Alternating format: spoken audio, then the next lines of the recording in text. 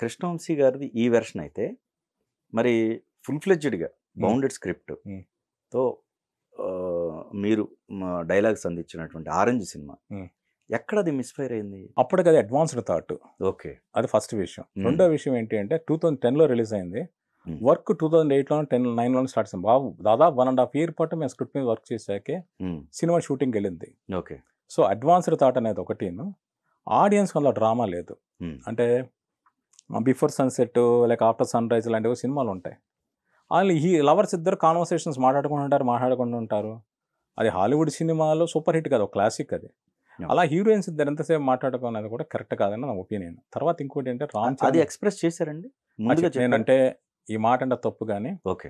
ఏ డైరెక్టర్‌తో నేను మాట్లాడినంత దారుణంగా భాస్కర్ గారితో మాట్లాడాను. ఓకే. కథ విషయంలో మీరు ఇలా చేయొద్దు సార్ నేను చాలా తీవ్రంగా వాదించాను నేను ఆయనతో. హ్మ్. నాగబాబు గారు కూడా మరి అంటే కన్విన్స్ నాగబాబు గారు అందులో ఇన్వాల్వ్ అయ్యారు కాదు. ఓకే. ఆహా! రామ్ చరణ్ గారే నన్ను పిలిపించి ఆ ప్రాజెక్ట్‌లోకి ఇన్వాల్వ్ చేయించింది. ఓకే.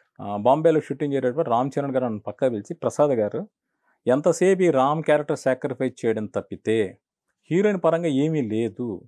మీరు ఏంటి దాని గురించి ఏం ఆలోచిస్తారంటే, నేను రూమీ పోయిట్రీ లేక గైడీ మపాసా కథలు ఇలాగ అలా ఉండాలి. ఆ అమ్మాయి సాక్రిఫైస్ చేయాలంటే ఇలాగ ఉండాలి. ఇలాంటివన్నీ మాట్లాడుతుండేవాడిని.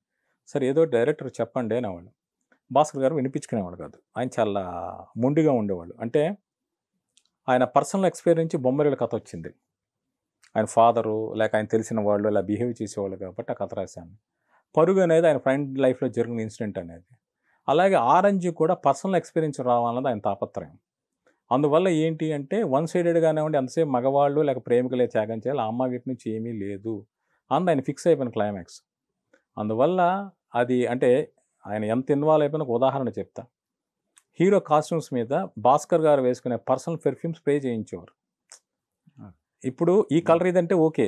పెర్ఫ్యూమ్ స్ప్రే చేస్తే ఆడియన్స్‌కి కూడా తెలీదు గదా! అంటే Right. క్యారెక్టర్‌తో కనెక్టివిటీ ఆయన అలా ఫీల్ అయ్యేవారు. అంత ఇన్వాల్వ్ అయిపోయిండేవాడు. అందువల్ల పాత్రలో మార్పులు చెప్పడానికి అంగీకరించేవాడు కాదు. ఓకే. ఓకే. సో, అవి అప్పుడు క్లైమాక్స్ మార్చుంటే ఒక డ్రామటైజేషన్ చేసుంటే ఆడియన్స్ యాక్సెప్టబుల్ ఏమో. కానీ కల్ట్ క్లాసిక్ అయ్యుండేది కాదని నాకిప్పుడు అనిపిస్తూ ఉంటది. ఇప్పుడు ఇన్ని ఏళ్ల తర్వాత 15 ఏళ్ల తర్వాత రిలీజ్ అయిన తర్వాత ఆ సినిమా కల్ట్ క్లాసిక్. నాకు చాలామంది మా అమ్మాయిల ఫ్రెండ్స్ అబ్బాయిలు కావచ్చు, అమ్మాయిలు కావచ్చు, "అంకుల్ ఈ సినిమా చూసాక మేము బ్రేకప్ అయ్యాం. లవ్ అంటే ఏంటో తెలుసుకున్నాం" అని చెప్పిన వాళ్ళు వందలాది మంది ఉన్నారు. ఓకే. సో, అది చాలా అడ్వాన్స్డ్ థాట్. ఇప్పుడు లవ్ టుడే ఇప్పుడు 'ఆరెంజ్‌లో' డీల్ చేసిన ఒక పాయింట్ ఉంది. ఫోన్ తీసుకుంటే చాలా ఇరిటేట్ అవుతాడు. అంటే ఫోన్ అనేది ప్రైవసీ మ్యాటర్. హ్మ్. అప్పటికి చాలా కొత్త. Yeah. అంటే మనం ఒకళ్ళని పెళ్లి చేసుకుంటే ఏంటి ఆళ్ళు ఏమైనా ఆళ్ళ అకౌంట్‌లో చూసేయొచ్చు, ఆళ్ళ డైరీలు చదివేయొచ్చు, ఫోన్‌లో చూసేయొచ్చు అనుకునే రోజుల్లో ఫోన్ అనేది నా ప్రైవసీ మ్యాటరు. లవర్స్ అయినా wife and husband personal space ఉండాలి అని చెప్పిన మొట్టమొదటి cinema 'orange'. Okay. 'Love today' అని ప్రదీప్ రంగనాథన్ గారు చేశారు. అందులో ఫోన్‌ల మీద కథ నడిచింది. సూపర్ హిట్ అది. అవును. Super hit. అవును. 'ఆరెంజ్‌లో' ఒక ఎపిసోడ్, ఒక టాపిక్ అయింది. ఈరోజు ఫుల్ లెంగ్త్ సినిమాకొస్తే ఆడియన్స్ కనెక్ట్ అయ్యారు, యాక్సెప్ట్ చేశారు, సూపర్ హిట్ చేశారు. అంటే ప్రాబ్లమ్ అనేది ఇంకా ఎక్కువ పెరిగింది. సో, ఆ కనెక్టివిటీ అనేది అప్పటి జనరేషన్‌కి రాలా. ఓకే. ఇప్పుడొచ్చింది. అది జరిగింది. రచయితలకి మధ్య హ్మ్. క్లాషెస్ జరుగుతా ఉంటాయి. ఒకే సినిమాలో ఉన్నప్పుడు గూడా. హ్మ్. సో, ఈ 22 ఇయర్స్‌లో మరెక్కడ మీకు ఆ అనుభవం ఎదురవ్వలేదా? ప్రతిసారి ఎదురవుతూ ఉంటుంది. హ్మ్. అంటే హ్మ్. నేను ఒక రైటర్‌గా నా తోటి రచయితకి రెస్పెక్ట్ ఇవ్వకపోతే ఎలా అనుకునే మెంటాలిటీ నాది. యెస్. ఆ! అంటే బయట వాళ్ళ సంగతి తెలీదు. హ్మ్. మీ విద్వత్తు నాకు తెలియకపోతే, మీతో కలిసి నాకు తెలియకపోతే బయట ప్రపంచానికి ఎలా తెలుస్తుంది? రైట్. మీలోని సరస్వతి నేను రెస్పెక్ట్ ఇవ్వకపోతే ఇంకోళ్ళు ఎందుకు రెస్పెక్ట్ ఇస్తారు? హ్మ్. అని ప్రతి తోటి రచయితని నేను చాలా రెస్పెక్ట్ ఇస్తాను. మీరు నా పని చేసిన సినిమా చూస్తే 'వరుడు' సినిమా ఉంది.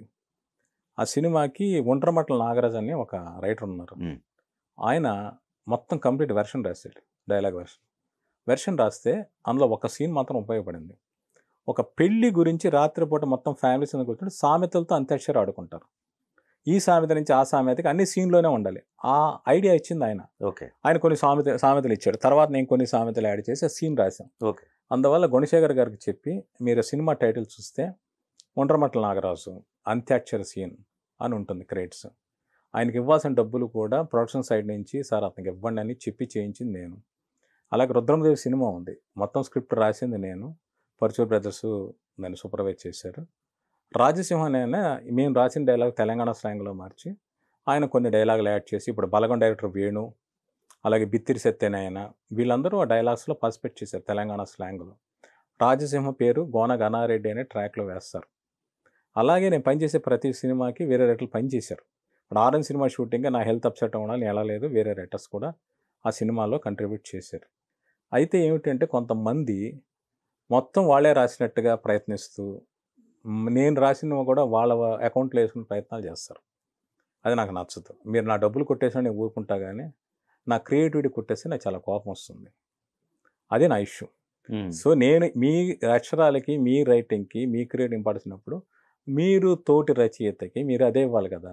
ఇవ్వనప్పుడు నేను మిమ్మల్ని ఎందుకు హానర్ చేయాలి? అంటే నాకు అర్థమవుతుంది. మీరు అన్నారు, ఇప్పుడు నేను చాలా సినిమాలు చేశాను. నాకు అవసరమైన ఒక సోలో మార్కెట్టో, సోలో గుర్తింపు ఎందుకు, నా సినిమాలు సక్సెస్లు ఫెయిల్యూర్లు పక్కన పెట్టండి. అంటే ఇంకో విషయం చెప్తున్నాను. ఓ 10 ఏళ్ళు సక్సెస్ అయ్యానుకోండి, సక్సెస్ అయిన వాళ్ళకి 10 ఏళ్ళు నడుస్తుంది పీరియడ్.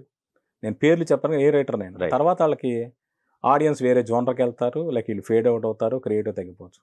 ఇన్ని ఫ్లాప్స్ వచ్చిన ఇండస్ట్రీలో నా ఫ్లాప్స్ తీసుకుంటే ప్రతి హీరోకి చాలా దారుణ డిజాస్టర్లకి నా పేర్లు ఉన్నాయి. రామ్ చరణ్ గారికి ఆరెంజ్, బన్నీ గారికి వరుడు, ఎన్టీఆర్ గారికి శక్తి, ఇలాంటి సినిమాలు ఉన్న తర్వాత నాకు ఎవడైనా పిలిచే అవకాశం ఇస్తాడా?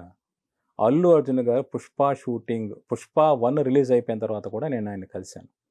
ఆయన ప్రతి సినిమా కథ, ఆయన దగ్గరికి వచ్చిన కథలు నాతో డిస్కస్ చేసేవాళ్ళు, తను చెయ్యాలనుకున్న కథలు చెప్పేవాళ్ళు, నా కథలు వినేవాళ్ళు, ఇంతగా ఉండేవాళ్ళు ఆయన.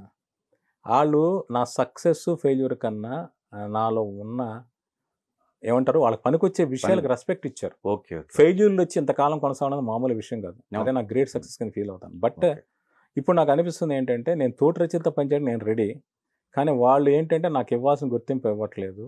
వాళ్ళు వేరేలా బదనాం చేయాలని చూస్తున్నారు. అందువల్ల ఇక నుంచి వీలైనంత మటుకు నా సోలో క్రెడిట్స్ ఉంటేనే పనిచేస్తాను. ఓకే. అది నేను తీసుకోవాలనుకుంటున్న నిర్ణయం. నేను ఈ విషయంలో ఫీల్ అయ్యి 16 తర్వాత నేను వేరే సినిమాలు పనిచేయడం మానేశాను. వేరే ఆఫర్లు వచ్చినా పని చేయను. ఒక 4-5 కథలు అమ్మా, మంచి అడ్వాన్సులు తీసుకున్నా. ఓకే. కానీ ఆ తర్వాత ఏమైందంటే ఒకళ్ళిద్దరు నన్ను మోసాలు చేశారు. తర్వాత కోవిడ్ వచ్చింది. వీటి వల్ల అలా వాయిదాలు పడుతూ వచ్చింది. ఓకే. సో ఇప్పుడు కూడా నేను తీసుకున్న డెసిషన్ అదే. నేను ఏదైనా కానీ సోలో రైటర్ని అయితే నేను పని చేస్తాను అని చెప్పాలనుకుంటున్నాను. ఇక్కడ మీరు ఒక మాట అన్నారు, ఇంత ఎక్స్పీరియన్స్లో కూడా మోసాల మళ్ళీ ఏది కథనే? ఖచ్చితంగా. ఎందుకు రిజిస్ట్రేషన్స్ ఉంటాయి? రిజిస్ట్రేషన్ ఉంటాయి. నేను ఒక సంఘటన చెప్తాను. నేను 2010 నేను సామాన్యంగా ఏంటంటే కథలు నేను రాయను. నా దగ్గర చాలా కథలు ఉన్నాయి, కానీ నేను కథలు రాసి అమ్మాలని ప్రయత్నించను. ఎందుకంటే నాకు అర్థమైన ప్రాక్టికల్ నాలెడ్జ్ అంటే డైరెక్టర్లదే కథ.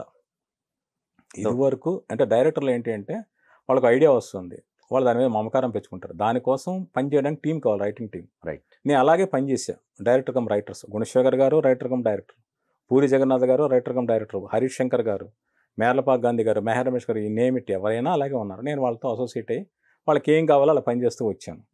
కానీ నాకు రావాల్సిన గుర్తింపు రావట్లా. అందువల్ల కథ అనేది నా పేరు మీద రావాలి. ఇంకోటి కూడా అనుకునేది ఏంటంటే నా కథ తెరకెక్కాలంటే నేను డైరెక్టర్ కాకూడదు. ఓకే. నేనే డైరెక్షన్ చేస్తాను వెళ్ళి అనుకోండి, ఒక చోట కాకపోతే ఒక చోట అయినా వర్కౌట్ అవుతుంది. 100 కోట్ల సినిమా కాబట్టి 2 కోట్ల సినిమా అయినా నాకు వస్తుంది. నేను అలా కాదు, కథని కథగా నమ్మాలని నేను ప్రయత్నించాను. 2018లో సంఘటన జరిగింది. అంటే మా పెద్దమ్మాయి పెళ్ళినప్పుడు నేను కథ రాశాను. కథ రాసి ఇమ్మీడియట్గా కళ్యాణ్ రామ్ గారికి వెళ్ళి చెప్పాను. అది ఎన్నాళ్ళు ఏమైపోయారు ప్రసాద్ గారు, అసలు భలే ఎంటర్టైన్మెంట్ చేద్దాం ఇదని అన్నారు. అనేసి చాలా పరిచయమే. అంటే నేను కథ చెప్పిన ఒక నెలలోనే మా పెద్దమ్మాయి పెళ్ళి, ఆయన పెళ్ళికి వచ్చారు. ఆ రోజు వాళ్ళ అబ్బాయి బర్త్డే, ఆయన పెళ్ళికి వచ్చారు, మొత్తం టైం స్పెండ్ చేశారు. సరే ప్రసాద్ గారు మీరు వెళ్ళి ఒక డైరెక్టర్ కథ చెప్పండి అన్నారు. ఏది పెళ్ళి అయిపోయిన 2వ రోజే వెళ్ళి ఒక డైరెక్టర్ చెప్పారు. ఆ డైరెక్టర్ ఏమో తన కథతోనే సినిమా చేస్తానంటాడు. సో అలా ఇంకో డైరెక్టర్ దగ్గరికి వెళ్ళాం. ఆ డైరెక్టర్కిను ఏదో ఈగో ప్రాబ్లం, అలా జరగల. అంటే డైరెక్టర్స్ వాళ్ళ కథలతో తప్పితే వేరే వాళ్ళ కథలు తీయడానికి ప్రయత్నించాల. చివరికి ఆ డైరెక్టర్ తన ఏ కథతో తీస్తున్నాడో ఆ కథ కళ్యాణ్ రామ్ గారితో వేరే హీరోతో తీసాడు. ఓ బిగ్గెస్ట్ డిజాస్టర్ ఆయన అందుకున్నాడు. అంటే నా సినిమా చేస్తే సక్సెస్ అని నేను చెప్పలే, కానీ ఈ డిజాస్టర్ అయితే వచ్చి ఉండేది కాదు. ఓకే. సో అది అయిపోయింది. 2008లో మా చిన్నమ్మ పెళ్లి చేయాలి. సో సంబంధం కుదిరింది. జూలైలో ఒక కథ డిసైడ్ అయ్యా, నెలలోగా కథ అమ్మాలని. ఈరోజు కథ అనుకుని వెళ్ళి నెక్స్ట్ డే ప్రొడ్యూసర్ చెప్పారు. విపరీతంగా నచ్చింది. ఓకే. చెప్పిన తర్వాత ఆదిత్య మ్యూజిక్ వాళ్ళకి, శివలం కృష్ణప్రసాద్ గారికి చెప్పాను. ఆదిత్య మ్యూజిక్ వాళ్ళు చెప్తే వాళ్ళు అడ్వాన్స్ ఇచ్చారు.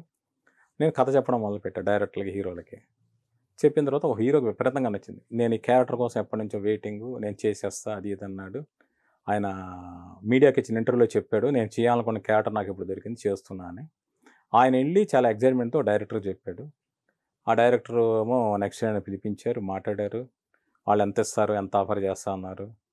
నువ్వు వాళ్ళ దగ్గర ఎందుకు కమిట్ అయ్యి, నేను అగ్రిమెంట్ కూడా చేశాను సార్, వాళ్ళని దాటి రాను అని చెప్పాను. ఆయన ఏమనుకున్నాడో తెలియదు. కొంతకాలం పాటు జరిగిన తర్వాత ఆ డైరెక్టరు నేను ఏ కథ చెప్పానో ఆ కథను తిరగేసి మరగేసి సినిమా తీసి అనౌన్స్ చేశాడు. నేను హోటల్లో రూమ్ వేసుకుని రాసుకుంటున్నా. నాకు వాళ్ళు ఫోన్ చేశారు. ఫోన్ చేసి ఆ డైరెక్టర్ ఒక మ్యూజిక్ డైరెక్టర్కి కథ చెప్పాడు. ఆ మ్యూజిక్ డైరెక్టర్ వచ్చి నాకు ఈ కథ చెప్పాడు. మీ కథలా ఉంది ఏంటి అని. నేను షాక్. వెంటనే రూమ్ ఖాళీ చేసి కృష్ణప్రసాద్ గారికి ఫోన్ చేసి, సార్ నేను రూమ్ వెకేట్ చేసేస్తున్నా, కథను లేపేశారట అని. అంత మునుపు ఇండస్ట్రీలో 2-3 ప్రొడ్యూసర్లు ఆయన పిలిచి ఆ కథ మాకు ఇచ్చేయండి, మీరు వాళ్ళ దగ్గర తాగిన టీ డబ్బులతో సహా మేము ఇచ్చేస్తాం ఓకే అని అడిగారు. బట్ నేను ఇవ్వాల. ఆదిత్య మ్యూజిక్ నేను ఒక కమిట్మెంట్ ఇచ్చాను ఉద్దేశంతో నేను చేయలే. ఓకే. చేయడం ఏమైందంటే నా పాయింట్ని రివర్స్ చేశారు. ఓకే. నా పాయింట్ని రివర్స్ చేశారు. అందువల్ల కాపీరైట్ యాక్ట్ ప్రకారం నేను యాక్షన్ తీసుకున్నాను. నా కథ రిజిస్టర్ అయి ఉంది. రైటర్స్ నుంచి పరుచూరి గోపాలకృష్ణ గారు ఫోన్ చేసి, ప్రసాద్ నీ కథ కొట్టేశారని ఇండస్ట్రీ అంతా మాట్లాడుకుంటున్నారు, మీడియాలో కూడా వార్తలు వచ్చాయి, నువ్వు వచ్చి కంప్లైంట్ ఎంతో కొంత వచ్చారు సార్, నాకు కావాల్సిన ఎంతో కొంత కాదు సార్. నేను ఆ కథ అంటే కథ వెనకాల ఇంకొక పర్సనల్ ప్రాబ్లం ఉంది. ఆ కథని ఎందుకు రాశానంటే కథ మీద నాకు ఎక్స్ అమౌంట్ వస్తుంది, దాంతో మా అమ్మాయి పెళ్లి చేయాలి, అడ్వాన్స్ వచ్చింది, ఆగస్టులో ఎంగేజ్మెంట్ చేశా, డిసెంబర్లో ముహూర్తం పెట్టుకున్నా, పెళ్లి మండపానికి అడ్వాన్స్లు కట్టా, మిగిలిన పెళ్లి ఖర్చులకి అడ్వాన్స్లు ఇచ్చుకున్నా. ఈ కథ ఈలోగా ఓకే అయిపోతే బ్యాలెన్స్ పేమెంట్స్ వస్తే డిసెంబర్లో నా పెళ్లి అందరు రిలేటివ్స్కి చెప్పేశాను. లాస్ట్ మినిట్లో ఆ డైరెక్టర్ చేసిన మోసం వల్ల మా అమ్మాయి పెళ్లి వాయిదా వేశాను. 3 ఏళ్ల పాటు వాయిదా వేశాను. 2018 డిసెంబర్లో జరగాల్సిన పెళ్లి 2021లో అదే సంబంధం మా అమ్మాయికి చేశాను.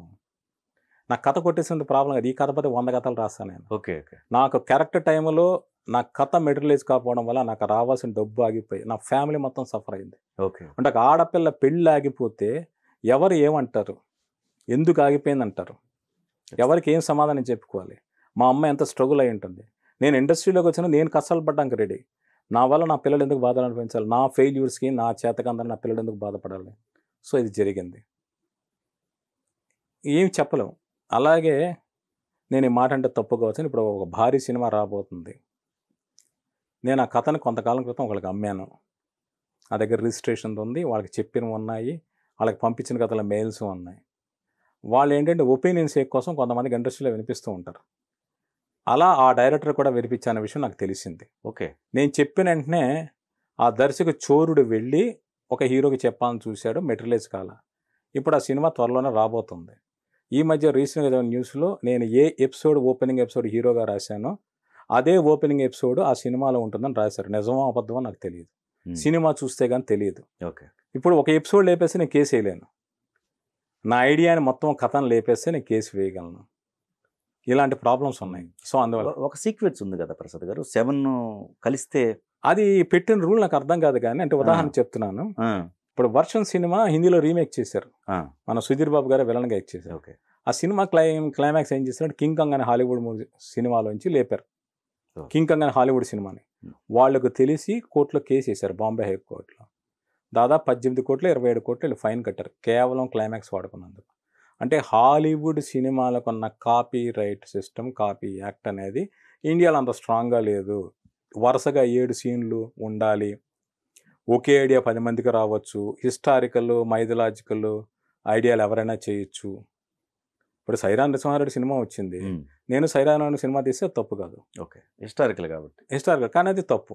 ఓకే. మోరల్ ఎథిక్స్ ఉండాలి కదా. అవును. ఒక సినిమా వస్తున్నప్పుడు మళ్ళీ సినిమా చేయాలనుకున్న తప్పు. అవును. ఇప్పుడు కన్నప్ప సినిమా తీస్తున్నారు విష్ణు గారు, ఇంకోళ్ళు ఎవరో ఒకళ్ళు 1 కోటి రూపాయలు 2 కోట్లు టీవీ సీరియల్లో తీసేస్తే తీయొచ్చు, తప్పు లేదు, లీగల్గా తప్పు లేదు, కానీ నైతికంగా తప్పు. ఆ దర్శకుడిని తెలుసుకోవచ్చు చెప్పను నేను. ఒకవేళ ఇది నా ఊహ కావచ్చు, న్యూస్ చదివి నేను మాట్లాడకూడదు.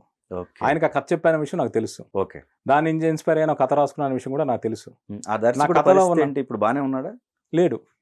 లేడు. సో అందువల్ల ఆ సినిమా వచ్చాక చూసి మాట్లాడతా.